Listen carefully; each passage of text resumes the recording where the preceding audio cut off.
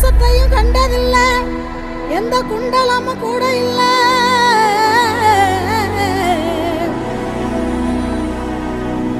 வாள் தூக்கி நின்னா பாரு, வந்து சண்டை போட்ட எவனும் இல்ல.